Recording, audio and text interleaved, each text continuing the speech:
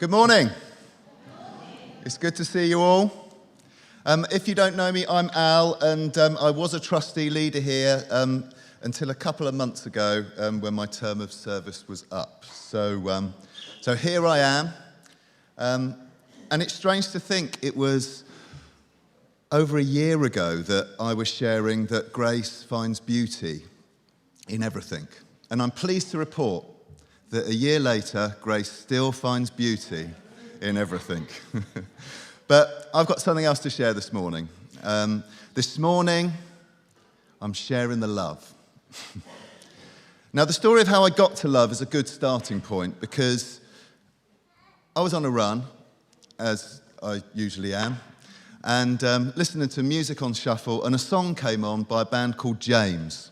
Anyone familiar with a band called James? Yay! A couple of James fans. Well, you might be familiar with the song. The song is called Moving On, and it's about death. And it struck me, there were a couple of lines as I was running, a couple of lines struck me. And it's a really tender, reflective song, but it does talk about dying and our journey as we come close to dying. And the line was, didn't see it coming. Never said I love you. Hope you knew. I'll sing it actually. This will make my daughter die, but it says, never said I love you.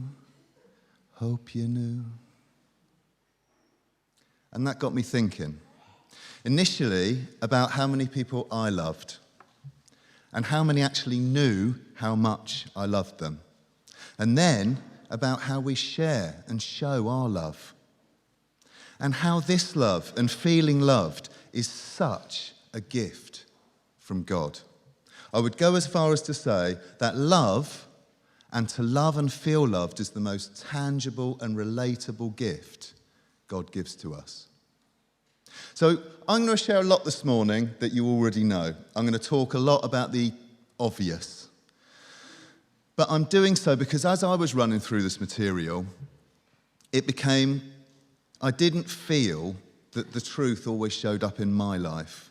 And maybe that's the case in your lives too. God is love. And I think we don't always grasp or bathe in that certainty.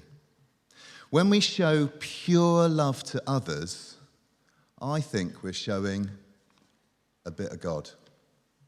When we choose to love, we cannot fail to know that God, in that process, has thumbs up. Of all the fruits of the Spirit, it's the first mentioned. And one of the easiest. I put easiest, and then I sort of reflected, and I'll talk a bit about this later, but one of the easiest stroke hardest to practice. And genuinely, I feel it's hardwired within us. I just sometimes think it needs to be plugged in. God built us in love, and to love, and encourages us to do so externally and internally. So externally, love your neighbour, internally, love yourself. So why is it hard to follow? Or maybe that's just me. The whole point of this preach this morning is to share how fundamental it is that we are all able to understand, accept, and want to extravagantly share love. So let's start by what is love. Now we'll have a bit of audience participation, not on that question, but I best start by sharing that whilst there are crossovers, I'm not talking about romantic love. Or what I might call Hollywood love. I'm not sure if there's... Oh, we've got Hollywood love. Boom, Hollywood love. Anyone know what film that's from? Yay. They are prizes at the end for everybody, but I'll come to that.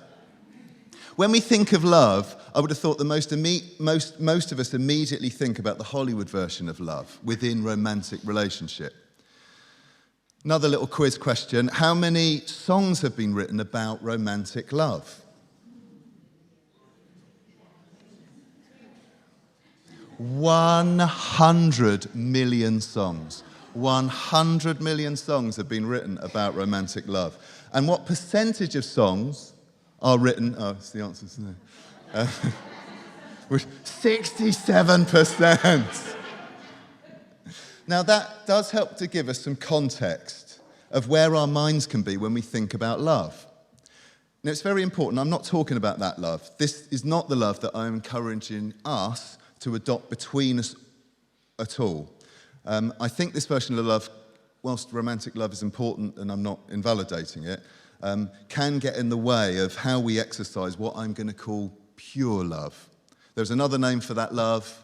Are we on fire? Agape. Now, there's a description behind me of agape love. So, but just I'm going to reflect a little bit on how the world sort of focuses on the more romantic side of love. If I say, for example, we need to be better lovers, I would imagine that many of our minds would go straight to the physical. We'd go all Jilly Cooper novel or something like that. Or if I said, how's your love life? I think quite understandably people may respond, I'm married or in a relationship or single. We generally think of love life within the world of romance. Now this just demonstrates how powerful and where we are distance-wise with the other key and fundamental love that we've been gifted. Now be wary of this Hollywood version of love that's portrayed. It's portrayed actually to sell books and films, and it can be sugar. So, looking at the other love, by way of a great example, a letter was written to a group of people many years ago. The author of that letter had no idea that his words would be reprinted many times over. 15 billion times, by the way. And his intention when writing the letter was to sort out some issues and problems this group of people who were living in a busy city were having.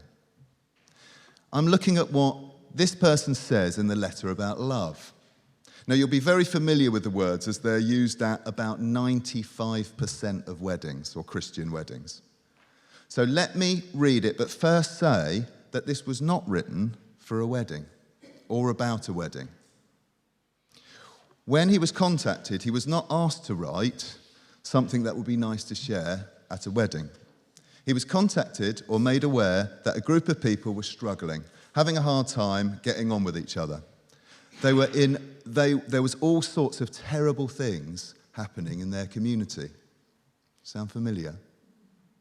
And he writes, love never gives up. Love cares more for others than for self. Love does not want what it doesn't have. Love doesn't strut, doesn't have a swelled head, doesn't force itself on others, isn't always me first, doesn't fly off the handle, doesn't keep score of the sins of others, doesn't revel when others grovel, takes pleasure in the flowering of truth, puts up with anything, trusts God always looks for the best, never looks back, but keeps going to the end. Love never dies. Now, if I finish and you all have one thing to take away, please reflect on these inspired words and put them into practice in every relationship you have. Cross-reference or filter, if you like, every decision. Maybe not where to park. but you know, even when where to park, how many of us have been waiting with our indicators on and there's the car that's just about to go and we've been waiting 5 minutes and then eventually it goes and another car wishes in. Well, maybe also every decision then. Cross-reference or filter, if you like, every decision that you take with this divine guide. Because these words are so fundamental, this is another traditional version of the same words. And we're just going to take our time now, maybe have a deep breath. But as I read these words, please let them soak inside you, getting to where they need to go. Love is patient. Love is kind. It does not envy. It does not boast. It is not proud. It does not dishonor others. It is not self-seeking. It is not easily angered. It keeps no record of wrongs. Love does not delight in evil, but rejoices in the truth. It always protects, always trusts, always hopes, always perseveres. Love never fails. How very, very different our community and wider world would look if we managed to achieve this. Now, these words are much easier to read than they are to put into practice. The verses just before these effectively say that we can have what seems to be the perfect setup. I'm keeping on referencing my daughter, but what my daughter would say a 10-10 in life. But without love, it's just nothing. I think of the most incredible car, a Ferrari, stuck on the start line because it doesn't have any fuel in it. It's not fulfilling its purpose, or as the verse states, it is nothing. We have a choice to work these words into our relationships, no matter what our circumstances. We have a choice. Now, has anyone heard of a lady called Dr. Edith Enger? I wouldn't have thought so. But Dr. Edith Enger is, in her own words, since my childhood days in Hungary, friends and family have called me Edie. We lived a normal life, a happy life, uneventful in its quiet bliss. Then it was slowly, yet suddenly, all taken away, altering the course of my life forever. Edith was 17, living a normal, quite privileged life when she was taken by Nazi soldiers and her family, with her family to Auschwitz. Her mother was murdered, and she witnesses the worst of human behaviour. When the US military liberated the camp in May 1945, she was left for dead, among a number of dead bodies. A soldier is said to have rescued her after seeing her hand move. The soldier quickly sought medical attention and saved her life. She weighed 5 stone at the time. She had a broken back, typhoid fever, pneumonia, and pleurisy. Now, you know, I've had pleurisy, and that alone is absolute agony. While in the camps, Aga guided those close to her to look at life from the inside out, as in to be reflective of their inner world, what they could control. Her deep faith showed in the camps, encouraging her, and she was encouraged to pray for the guards that kept her in the camp, understanding that they were brainwashed. In her words, people said, "Where was God?" But I said, "God was always with me." She says, "The Nazi guards were prisoners too. I prayed for them. I turned hatred into pity. I never told anyone they were spending their days murdering people. What kind of life was that for them? They had been brainwashed. Their own youth had been taken away." That, for me, echoes Jesus in agony, hanging from the cross and about to die, lovingly saying, "Forgive them. They don't know what they're doing." At no point does she believe that her treatment was acceptable or deserved, but she exercised a life-changing choice on how she dealt with her circumstances. She chose anger. If she chose anger and bitterness, how different her life would have been. Now, she's still alive today, age 96. Give her a Google and buy one of her books. She's great. So we are free to choose to love or to hate or to do something in between. Now, this love counts when we look in the mirror just as much as when we look at others. Another obvious one, but so vital that you cannot and I cannot ignore it. If we don't have a healthy love for ourselves, I cannot see how we are totally free to love others.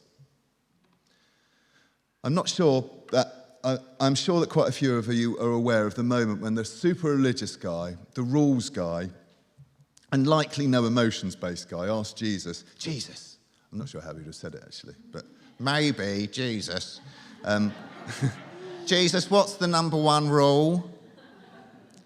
And Jesus gave us a top 2. Love the Lord your God with all your passion and prayer and intelligence. This is the most important, the first on any list. But there is a second to set alongside it. Love others as well as you love yourself. Those 2 commands are pegs. Everything on God's law and the prophets hangs on them. My quick highlight is the love yourself part and the fact that Jesus labels this as a command. Thinking of loving yourself, does your love only flow one way? You find it easy to give, but are not great at receiving. Be challenged by this. As a picture, I bet you never thought you'd imagined you'd see this on a Sunday morning, but as a picture, there is a plumbing fitting that allows water to go through, but does not let it go in the other direction. It's a brilliant invention. It's called a non-return valve. Has anyone got a non-return valve internally fitted to how they give and receive love? Are we good givers? When we are all in control, but not quite so good at the receiving, the bit where we have to accept that we are lovable. Going back, probably another step in the search for love for ourselves and for others, what might it look like? Well, I remember holding my son for the first time. He's 18 now, so it's a long time ago. And I was holding this warm, new life. And this was my first encounter with raw spiritual love. I looked at this perfect, beautiful boy, and my whole being burst with love. And you know, I didn't want or need him to be or do anything. I just loved him. And it was there, out of nowhere, this huge heap of love. And I realized at that point, whoa, how much my parents must have loved me. And then wondered if this was a glimpse of how much God loved me. And each and every one of us. I believe that God sees us just as I saw Micah, my son, as perfect. And that does not change. At that moment, nothing could separate Micah from my love for him. Just as God, our template love example, promises that nothing at all can separate us from his love. The human love that I shared as a new dad surely multiplied many, many times over. So I encourage you, with that in mind, for those of us that walk in that knowledge that nothing can separate us from this love, those of us who walk to take off any handcuffs of shame that certainly stifle that loving feeling and stand certain that we are loved. Now, the power of love, goodness, I did sing earlier, but I ain't going to try the power of love by... Now, you may know that the well-being of young people is something that I am drawn towards, and that it hurts me to think of the many, many young people that feel lost. And you know, if you ask many specialists what can make a key difference in the outcome for children who have been taken into care, they say an essential ingredient is that they have someone they know who loves them.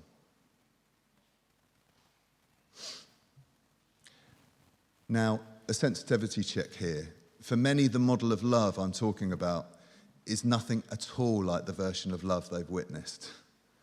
For many, their love has come with strings attached, or much worse. So understandably, many will seek to repel and reject love as the idea of being accepted is so far away from their lived experience. we also do love differently. So be encouraged to find the book Love Languages that kind of sets out how different loves work out in our lives. So, a quick video example of a goat. I think it's here.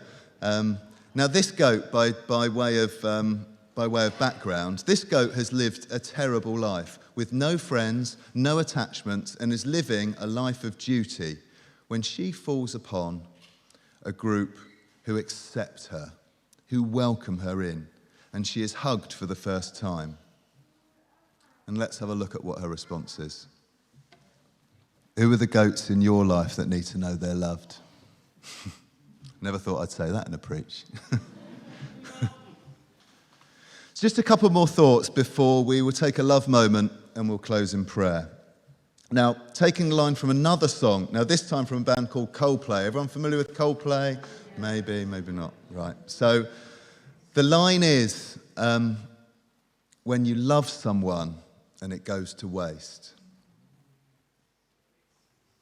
Now, I believe that when you love someone with pure love, it never goes to waste. In the second translation of the section of the letter I read earlier, we are told love never fails. It makes a mark. It leaves an impression. If it was given freely, unconditionally, then it will never fail. Love never fails. So this has just been 20 minutes-ish of a subject that I really hope you will join me in the journey of opening up all that love has in store for us. I've literally scratched the surface, if you like, sailed on top this morning of a very deep, deep ocean. And it is not easy. And it is not about just being kind to everyone. That's a great start. But the heart really starts to pump when it costs us personally to love. When we have to be vulnerable and maybe not in control. Love is not a quick fix. But I promise you, it is a perfect mend. I believe understanding love, being able to be loved, loving others and accepting how much we are loved by God are in the essential section to pack and keep stocking up on as we all journey through life together. Now, I've been really hopeless because I've got some... Tallulah, can you bring that box that's at the back of the church to the front of the church, please? I have some gifts for everyone as a reminder to bring into our everyday lives. Now, this is just a bit of fun, but do take them home. Thank you, Tallulah. Can anyone help me give my free gifts out? These are... So, they are a bit of fun, but please take them home to remind you every day to look at others and yourself with pure love. It's transformative. And at home, put them on the side. And when you see them, please do think about how you will love yourself and others that day. Now, it's a matter for you, but just before I close in prayer, if you can, I've got some homework. Jamie never sets homework. Well, it's all right. He'll be back next week. I'd really encourage you this week to have a look at 1 John 4, which I haven't touched on today. I've worked a lot through 1 Corinthians 13. Please have a little read. And then cross-reference those in your lives, monitoring those words and how they are in your lives. So, I'm just going to close in prayer as the band will come up.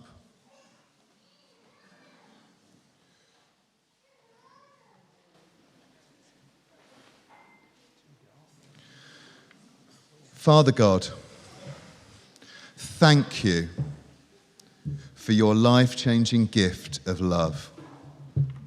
May we look at ourselves and others with your eyes of love, standing firm in the knowledge that this love will not change no matter what we do. Help us to open up our hearts and to accept and share your love. Lord, when people come into our presence, may we radiate love. Help us to love as you did. Help us to love all as you did. Help us, Lord, to get to a point where we can, like you, love at all costs. Amen.